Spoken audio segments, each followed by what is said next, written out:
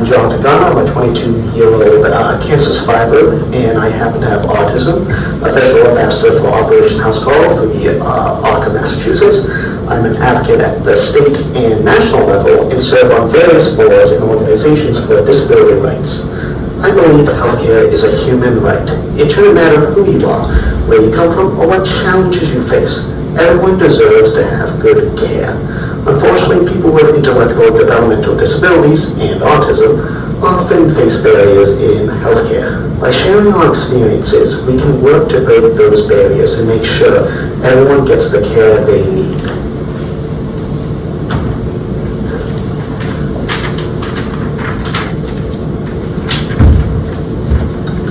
In 2021, I was diagnosed with Ewing sarcoma, a rare cancer. Before the diagnosis, I spent months seeing doctors who dismissed my severe pain because I happened to have autism.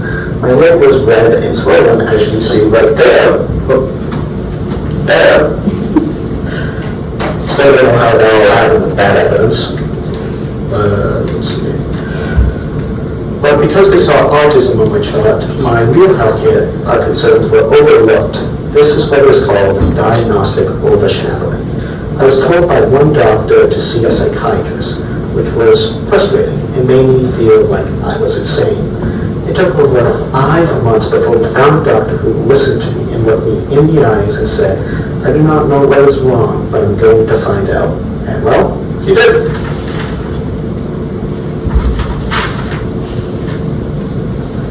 There's something called ableism that I've experienced firsthand. This is when assumptions are made about people with disabilities based off of stereotypes rather than, just want to make sure I wasn't moving. You're good. Let's see, where was I before? This is when assumptions are made about people with disabilities based on stereotypes rather than treating them as individuals. I had another experience when I needed an endoscopy. The procedure was scheduled at a clinic, but 2 days before the procedure, a nurse called to reschedule. It was months away at a hospital. When my mom asked why, they said Jonathan is autistic and his behaviors are concerning. When she asked for specifics, they admitted, "We're not sure, but he doesn't fit the criteria of our center." There were no behaviors. I was simply being judged because of my disability, not as an individual who needed medical care. Even if I did have behaviors, I still deserve to have the same access to care as everyone else without unnecessary delays. This is a picture of me finally getting my endoscopy at a different hospital. Building trust with patients is very important, because how can I trust someone with my life if I don't feel comfortable with them? When I'm at a healthcare provider, I prefer that they speak directly to me instead of only talking to my support person. Even if I can't speak, it's important for healthcare providers to talk to me directly, respecting my voice and also listening to my caregiver.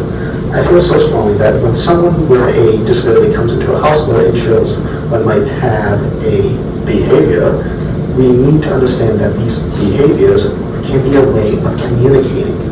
Everyone deserves respect and an appropriate medical care, no matter their disability or behavior.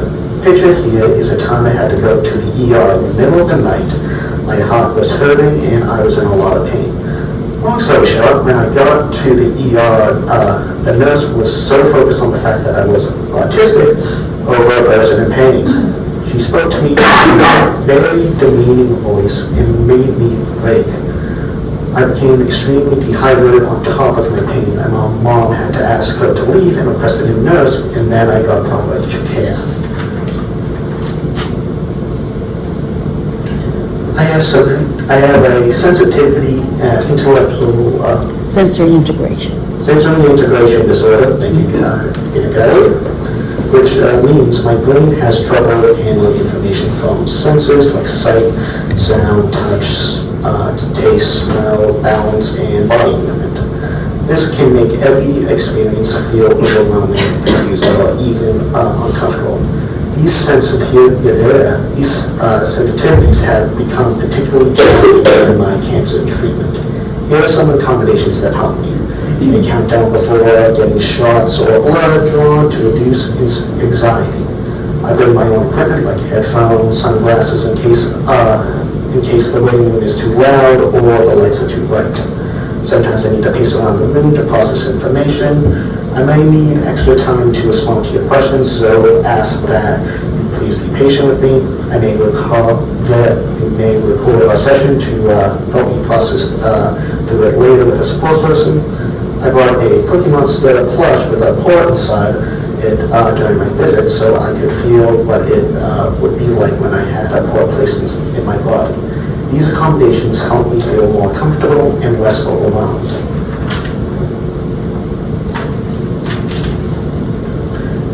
Changing how we communicate can really help patients feel comfortable and understood. For example, I found the usual smiley face pain chart confusing, but my nurse, Christina, pictured here, adapted the pain scale to better suit my understanding. She based my pain level on how long I could play video games. If I couldn't play at all, I was in a lot of pain. The small adjustment made a huge difference in my case because she took the time to understand how I process information and build trust on top of that.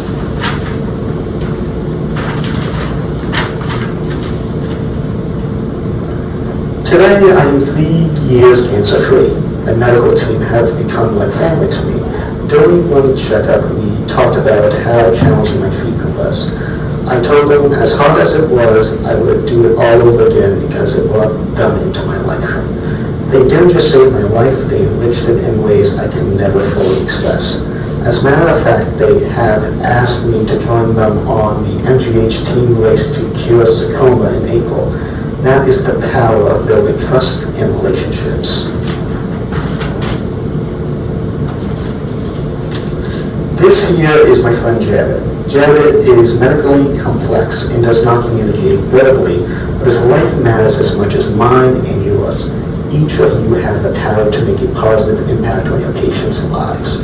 You can make them feel valued, seen, and loved, even in their darkest moments. Everyone's life matters, and everyone deserves the same access to healthcare, regardless of whether they have a disability or not. Thank you for choosing this path and for giving people like me hope. When you look at a patient, don't just see their diagnosis. If you just open my chart, you may see autism, but that's only a small piece of who I am. Autism does not define me, and no disability should define anyone.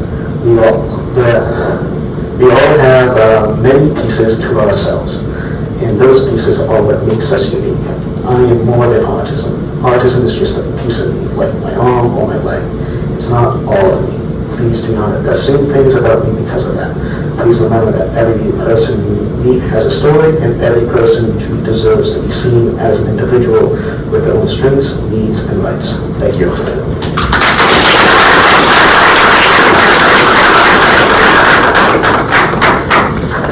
Now I can be a little bit off script.